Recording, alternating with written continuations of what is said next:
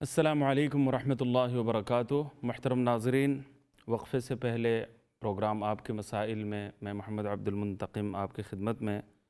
کچھ گزارشات پیش کر رہا تھا کہ ہم عید کے دن کے تعین میں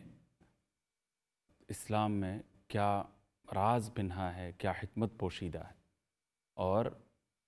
اس سے کیا پیغام ہمیں ملتا ہے، کیا سبق ہمیں حاصل ہوتا ہے۔ تاریخی ایام مختلف اقوام میں مقرر کیے جاتے ہیں تہواروں کے لیے، لیکن اسلام نے ایسا نہیں کیا۔ اس کے بجائے اسلام نے حالیہ دو اہم اعمال کی تکمیل کے موقع پر دونوں عید کے دن مقرر کیے۔ ایک عید کا دن رمضان المبارک کی تکمیل اور رمضان کے تربیتی کورس سے، ٹریننگ کورس سے، مجاہدہ نفس کے طویل کورس سے فارغ ہونے کے فوراً بعد یکم شوال کو عید الفطر کا دن اسلام نے مقرر کیا، اور حج کی تکمیل کے موقع پر جب پورے عالم اسلام کے نمائندوں کے ذریعے حج کا عمل مکمل ہوتا ہے، اس موقع پر عید الاضحیٰ کا دن مقرر کیا جاتا ہے۔ تو حالیہ دو اعمال اور دو عظیم الشان عبادتوں کی تکمیل کے موقع پر عید کا دن مقرر کرنے کے نتیجے میں یہ سبق ہمارے لیے سامنے آتا ہے کہ ہم صرف ماضی کے تاریخی بعض ایام پر فخر کرنے کے بجائے اور بڑائی اور تکبر کا مظاہرہ کرنے کے بجائے ہمیں چاہیے کہ ہماری کوشش یہ ہو کہ ہم اپنے حال کو درست کریں، ہم اپنے موجودہ حالات میں تبدیلی برپا کریں اور خود جو ہے وہ کچھ کر گزریں، پھر جا کے کسی کو خوشی منانے کا حق پہنچتا ہے۔ چھٹی کس کو ملتی ہے؟ جو پورا ہفتہ کام کرتا ہے، پورا مہینہ کام کرتا ہے، سال بھر کام کرتا ہے، اس کو چھٹی کا سبحان اللہ مزہ آتا ہے۔ اور پورا سال اگر بالکلیہ طور پر کام نہ کرے تو اس کی تو چھٹی ہی چھٹی ہے، وہ اس کو کیا چھٹی ملے، یا چھٹی کا مزہ اس کو کیسے آئے۔ تو آج جو ہے چھٹی منانے پر ہم لگے ہوئے ہیں، لیکن کام کرنے کی طرف ہماری توجہ نہیں ہے، اپنے حالات کو، اپنے اعمال کو، اپنے موجودہ حالات کو درست کرنے کی طرف ہماری توجہ نہیں ہے۔ یہ ایک بہت اہم پیغام ہے۔ اصلاح نفس، مجاہدہ نفس، اصلاح قلب اور اصلاح ذات کے عنوان سے ہمارے بزرگان دین، مصلحین، مجددین اور اللہ والوں نے مٹی کے انسانوں کو کیمیا بنانے کی کوششیں کی ہیں۔ یعنی حالات، اپنے حال کو درست کر کے ایک انسان کیا سے کیا ہو سکتا ہے۔ ایک عام سا آدمی ہوگا اور وہ حکیم الامت مجدد ملت مولانا اشرف علی تھانوی جیسا انسان بن جائے گا، امام غزالی جیسا انسان ہو جائے گا، وہ امام رازی جیسا صاحب فن اور صاحب علم انسان کی حیثیت سے دنیا کے سامنے ابھرے گا۔ تو کیسے کیسے لوگ گزرے ہیں سبحان اللہ، جنہوں نے اپنے آپ کو سنوارا اور اپنی زندگی کی اصلاح کی اور اپنے آپ کو عظیم اور کامل انسان کے پیکر میں تبدیل کیا اور تاریخ رقم کی۔ یہ صرف ماضی پر فخر کرنے سے یہ باتیں حاصل نہیں ہوئیں، یہ حال کو درست کرنے کی عظیم الشان کوششوں کے نتیجے میں یہ چراغ روشن ہوئے اور یہ شمعیں جلی۔ اللہ تعالیٰ اس کی توفیق ہم سب کو عطا فرمائے کہ ہم اپنے آپ کو درست کر کے بہت عظیم دین کا نمونہ ہم اپنے آپ کو بنا سکتے ہیں، عمل کا نمونہ بھی ہم بنا سکتے ہیں، علم کا عظیم نمونہ بھی ہم اپنے آپ کو بنا سکتے ہیں۔ پورا معاشرہ راتوں رات تبدیل نہیں ہوتا،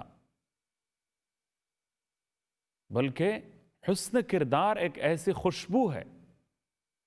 جو بالآخر پھیل کر رہتی ہے۔ تو حسن کردار کا عظیم پیکر ہم اپنے آپ کو بنا کر دنیا کے لیے عظیم نمونہ ثابت کر سکتے ہیں۔ دنیا میں ہماری نقل اتاری جائے گی، دنیا میں ہمیں فالو کیا جائے گا۔ کتنے غیر مسلم ہیں جو حضرت سیدنا فاروق اعظم حضرت عمر رضی اللہ تعالیٰ عنہ کو فالو کرتے ہیں۔ ناروے کے بارے میں سنا ہے، مولانا زاہد راشدی صاحب نے لکھا بھی ہے کہ وہاں بچوں کو جو بینیفٹ دیا جاتا ہے، جو چائلڈ بینیفٹ، اس کا نام ہی عمر الاؤنس رکھا گیا ہے۔ عمر الاؤنس اس کا نام رکھا گیا ہے۔ اس کی وجہ کیا ہے کہ یہ بچوں کو بینیفٹس دینے، چائلڈ بینیفٹس دینے کا جو سلسلہ ہے سیدنا فاروق اعظم حضرت عمر رضی اللہ تعالیٰ عنہ نے شروع کیا تھا۔ یہ تاریخ کا حصہ ہے۔ ہم یہ سمجھتے ہیں کہ مسلم ملکوں میں یہ کچھ نہیں دیا جاتا، اور ہماری تاریخ ایسے اہم اور نیک اور بہتر اور بینیفیشیل عمل سے جو ہے وہ خالی ہے، ہمارا دامن شاید خالی ہے، ہم ایسا نمونہ پیش نہیں کر سکے۔ جبکہ تاریخ میں یہ بات ملتی ہے، سیدنا فاروق اعظم حضرت عمر رضی اللہ تعالیٰ عنہ نے یہ سلسلہ شروع فرمایا تھا۔ آج اس کو ہم نے چھوڑ دیا، دوسروں نے اپنایا ہوا ہے۔ بلکہ تاریخ میں تو ایک واقعہ مجھے یہ بھی ملا، سیدنا حضرت معاویہ رضی اللہ تعالیٰ عنہ کے دور خلافت میں، دور حکومت میں، سبحان اللہ، گیسٹ الاؤنس کا بھی انتظام ہوتا تھا۔ تو گیسٹ الاؤنس کا انتظام بھی اس زمانے میں ہوتا تھا، لیکن ہم کہاں سے کہاں چلے گئے۔ اور اس کے لیے بھی کسی آفس میں یا کسی جاب آفس میں کسی جگہ پر لائن لگانی نہیں پڑتی تھی۔ کہیں سے لانے کے لیے اپنے آپ کو ذلیل کرنے، خوار کرنے کی کوئی صورت وہاں پر نظر نہیں آتی۔ اس کے بجائے سرکاری عملے روزانہ رات کو آ کر گھروں میں خبر لیا کرتے تھے کہ آج یہاں پر کوئی مہمان بھی آیا ہوا ہے یا نہیں۔ اگر مہمان آیا ہے تو مہمان کا الاؤنس دیا جاتا تھا۔ اب آپ اندازہ لگائیے کہ مثال حکمرانی اور گڈ گورننس کی کیسی خوبصورت، کیسی شاندار، کیسی بہترین مثالیں ہم نے دنیا میں پیدا کی تھیں، اور ان مثالوں کو ہم نے اب کیسے فراموش کر دیا، اور گڈ گورننس اور مثال حکمرانی کے ان خوبصورت مثالوں کو دوسروں نے کیسے اپنایا۔ سبحان اللہ العظیم۔ تو اپنے حال کو درست کرنے کے نتیجے میں یہ حضرات اسلامی تاریخ کا وہ سنہری باب ہے، سنہرا باب ہے، اور ان کے کارناموں کو دوسرے نقل کر رہے ہیں۔ آج ہم بھی اگر کریں گے تو ہماری نقل اتاری جائے گی، ہم تاریخ کا اہم حصہ بنیں گے، اور ہمارے کارناموں کے نتیجے میں دنیا کو بہت بڑا فائدہ پہنچے گا۔ حضرت عمر رضی اللہ تعالیٰ عنہ کا دور تھا تو بچوں کو جو بینیفٹ دیتے تھے تو وہ دودھ چھڑانے کے بعد سب سے پہلے دینے کا سلسلہ فاروق اعظم سیدنا عمر رضی اللہ عنہ نے شروع فرمایا تھا کہ جب بچہ ماں کا دودھ پینا بند کر دے، یعنی تقریباً 2 سال کا ہو جائے، یا اس سے پہلے بعض بچے چھوڑ دیتے ہیں، تو اس کے بعد وہ بینیفٹ دیتے تھے۔ اب بعض ماؤں نے یہ سوچا کہ حکومت کی طرف سے یہ پیسے ملنے کی خاطر انہوں نے بچوں کو پہلے سے دودھ پلانے کا سلسلہ چھوڑ دینے کی کوشش شروع کر دی، کہ اس سے پہلے سے جو ہے وہ سالڈ کھانا بچوں کو کھلا دیا جائے، اور سالڈ کھانے کی عادت ان کو پڑ جائے کہ یہاں تک کہ ان کو دودھ پینے کی یعنی ضرورت باقی نہ رہے۔ وہ چند مہینے پہلے ہی سے اگر یہ ثابت کر دیں کہ دودھ بچے نے چھوڑ دیا اور وہ سالڈ کھانا شروع کر دیا، تو وہ مائیں جو ہے بچوں کو لے جاتی تھیں، اور ہاتھ میں بچے نے روٹی پکڑی ہوئی ہوتی تھی، اور بچہ جو ہے وہ روٹی کھا رہا ہوتا تھا، یا بچی روٹی کھا رہی ہوتی تھی، اور اس کو سرکاری عملے جب دیکھتے تھے تو ان کو یقین آ جاتا تھا کہ اس نے دودھ پینا چھوڑ دیا، اب سالڈ کھانا شروع کر دیا، لہٰذا ان کے لیے الاؤنس جاری کر دیا جائے اور پیسے دینا شروع ہو جائیں، پیسے دینے کا سلسلہ شروع کر دیا جائے۔ تو ایک رات کو حضرت فاروق اعظم رضی اللہ تعالیٰ عنہ رات کو گشت لگایا کرتے تھے اور حالات لوگوں کے معلوم کرتے تھے۔ تو جب معلوم کر رہے تھے تو اس موقع پر دیکھا کہ ایک بچے کے رونے کی آواز ان کو آئی۔ تحقیق کی، پتہ چلا کہ وہ ماں دودھ پینے نہیں دے رہی تھی بچے کو۔ پھر اس کی حقیقت اس طرح معلوم ہوئی کہ یہ مائیں پہلے سے دودھ چھڑانے کا سلسلہ شروع کر رہی ہیں تاکہ پہلے ہی سے ان کو الاؤنس ملنا شروع ہو جائے، بچوں کا جو الاؤنس ہے وہ ملنا شروع ہو جائے، وہ پھر یہ ثابت کر سکیں کہ بچے نے دودھ پینا چھوڑ دیا ہے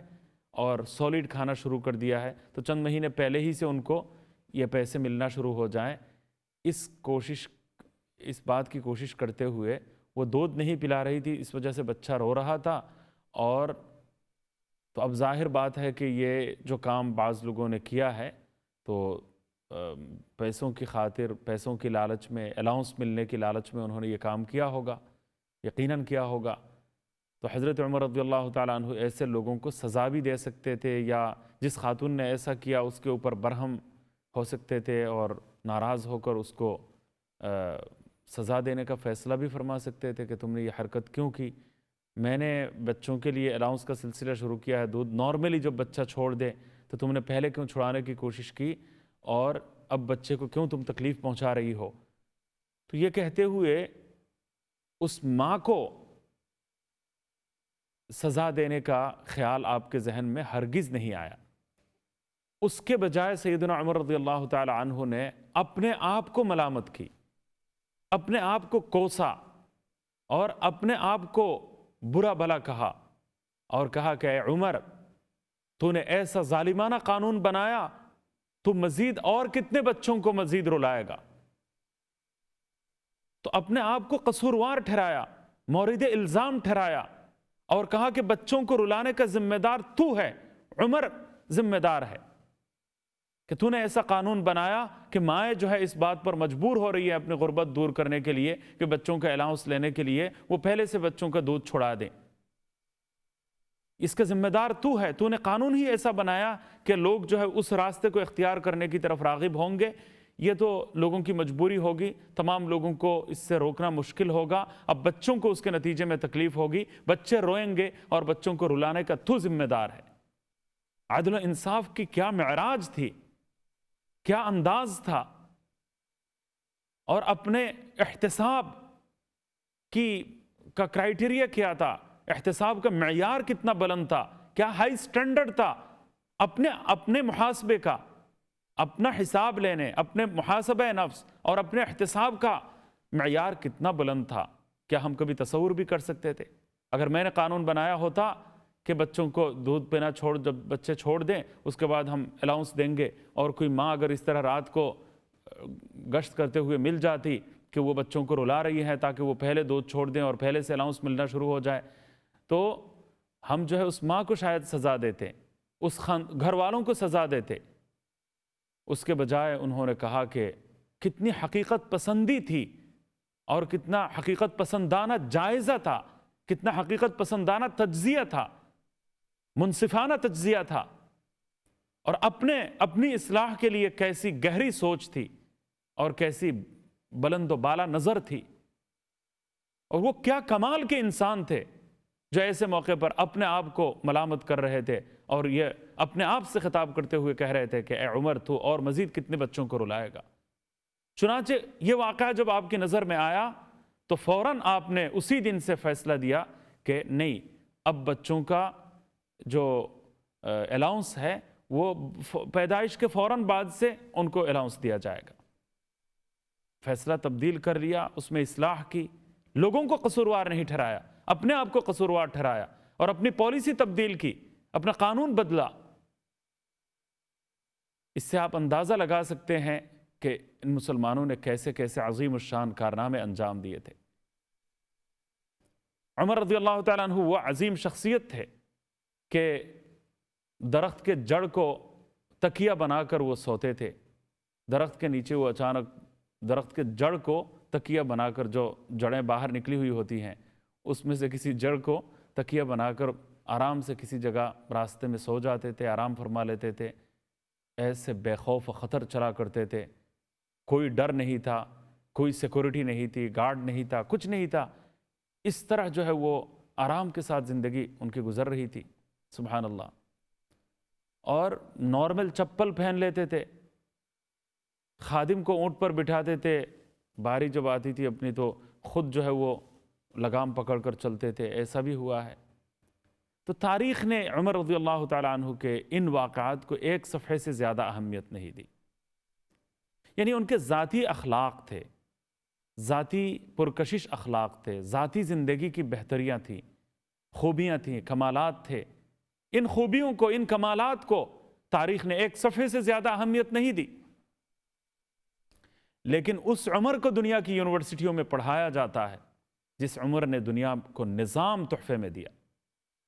پوری انسانیت کو جینے کا سلیقہ جس نے سکھایا، مثالی حکمرانی کے عظیم الشان نمونے جس عمر نے دنیا کو پیش کیے، اس عمر کو دنیا کی یونیورسٹیوں میں پڑھایا جاتا ہے، اس عمر پر پی ایچ ڈی کیا جاتا ہے، اس عمر پر مقالے لکھے جاتے ہیں، اس عمر کو دنیا میں پڑھا اور پڑھایا جاتا ہے، مثال کے طور پر پیش کیا جاتا ہے کہ جس نے دنیا کو سیاسی نظام تحفے میں دیا، اقتصادی نظام تحفے میں دیا، گڈ گورننس اور مثالی حکمرانی کے آداب دنیا کو تحفے میں دیے۔ تو ذاتی اخلاق سے قوموں کی تقدیریں نہیں بدلتی، اور انسانیت کو وہ فائدہ نہیں پہنچتا جو فائدہ نظام دینے سے اور عظیم الشان کارنامے سر انجام دینے سے، جو فائدہ عظیم الشان کارنامے سر انجام دینے سے پوری انسانیت کو جو فائدہ پہنچتا ہے۔ تو آج مسلمانوں نے اپنی تاریخ بھلا دی اور اپنے ہیروز کو انہوں نے بھلا دیا۔ کھلاڑی ان کے ہیروز ہو گئے اور مختلف ڈرامہ نگار ان کے ہیروز بن گئے اور فلمی اداکار ان کے ہیروز بن گئے، اور اپنے جو حقیقی ہیرو تھے ان کو ہم نے فراموش کر دیا، ان کو ہم نے بھلا دیا، ان کے تاریخی واقعات کو ہم پڑھتے پڑھاتے نہیں ہیں، اور ان کی شخصیتوں سے ہم اپنے نئی نسل کو روشناس کرانے کی کوشش تک نہیں کرتے۔ تو اپنے حال کو بہتر بنانے کی ہم کوشش کریں، اصلاح نفس کی کوششیں ہم کریں، اور اپنے اخلاق اور اپنے عادات کو درست کرنے اور اپنے اندر حقیقی کمالات پیدا کرنے کے لیے مجاہدہ نفس کی بٹھیوں سے گزرنے کی ہم کوشش کریں، اللہ والوں کی صحبت ہم اختیار کریں، جن کے ذریعے رہنمائی ملتی ہے، جن کے ذریعے اپنے اخلاق اور اعمال کی اصلاح ہوتی ہے، اس کی ہم کوشش کریں۔ اللہ تعالیٰ ان باتوں کو ہمیں اچھی طرح سمجھنے کی توفیق عطا فرما دے۔ یہ بڑی ہی اہم باتیں ہیں، بڑی مفید باتیں ہیں۔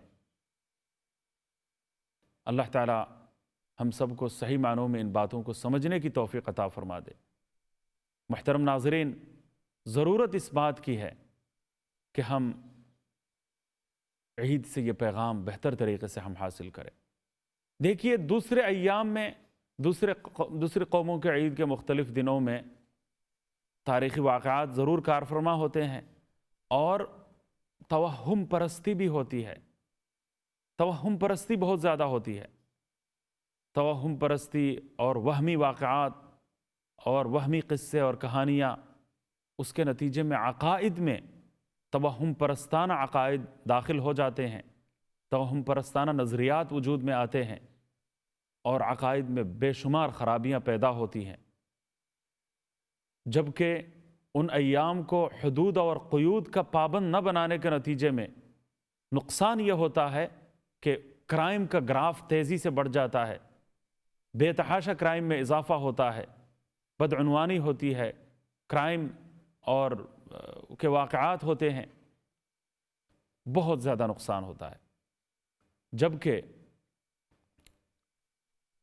اسلام نے جو 2 دن مقرر کیے، ایک تو یہ ہے کہ مجاہدہ نفس سے گزرنے کے بعد رمضان کے پورے تربیتی کورس سے اور مجاہدات کے نتیجے میں انسان میں توازن پیدا ہو جاتا ہے، انسان میں ایک اخلاقی خوبی پیدا ہوتی ہے، اس میں اعتدال پیدا ہوتا ہے، اس میں میانہ روی کی صفت پیدا ہوتی ہے، وہ ذرا سدھر جاتا ہے،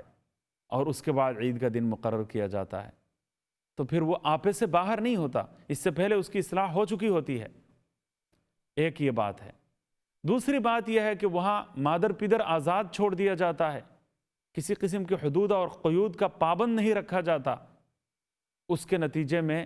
زنا بالجبر کے واقعات، شراب نوشی کے واقعات، کرائم کے واقعات پناہ ہمیں ملتے ہیں، نظر آتے ہیں، جبکہ یہاں عید کی خوشی کا دن جب شروع ہوتا ہے تو ابتدا ہی نماز کے ذریعے ہوتی ہے کہ انسان اپنے گناہوں پر نادم اور شرمسار ہو کر اللہ تعالیٰ کی بارگاہ میں اس کی شان کبریائی کے آگے سرب سجود ہو کر وہ خوشی کے دن کی ابتدا کرتا ہے۔ پہلا پیغام یہ ہے کہ ہماری حقیقی مسرت اللہ کی عبادت میں پوشیدہ ہے، ہماری حقیقی خوشی اللہ کی رضا جوئی کی فکر میں مضمر ہے، اللہ کی رضا جوئی کی فکر میں مضمر ہے۔ تو اللہ تعالیٰ ان باتوں کو ہمیں اچھی طرح سمجھنے کی توفیق عطا فرمائے کہ ہماری حقیقی خوشی عبادت میں پوشیدہ ہے، اللہ کی یاد میں پوشیدہ ہے۔ اللہ سے مادر پدر آزاد ہو کر، اللہ کی یاد سے غافل ہو کر، ذکر سے دور ہو کر ہمیں کوئی خوشی نہیں مل سکتی۔ تو ہمیں یہ پابندیاں اسلام دے کر ہمیں ماشاءاللہ صحیح راہ پر گامزن رکھتا ہے اور آپے سے باہر ہونے اور حدود سے تجاوز کرنے کے گناہ سے ہمیں باز رکھتا ہے۔ تو عید کے دنوں میں یہ خوبیاں، یہ سبق، یہ خوشیاں اور یہ حکمتیں ماشاءاللہ پوشیدہ ہیں۔ ان کی طرف اگر غور کریں گے، توجہ دیں گے تو اسلام کی مزید خوبیاں نکھر کر ہمارے سامنے آتی ہیں اور اسلام کی نعمت پر ہمیں شکر ادا کرنے کی توفیق ملتی ہے۔ آج پروگرام کا وقت اختتام کو پہنچتا ہے۔ اجازت چاہتا ہوں، دعاؤں کی درخواست ہے۔ السلام علیکم ورحمۃ اللہ وبرکاتہ۔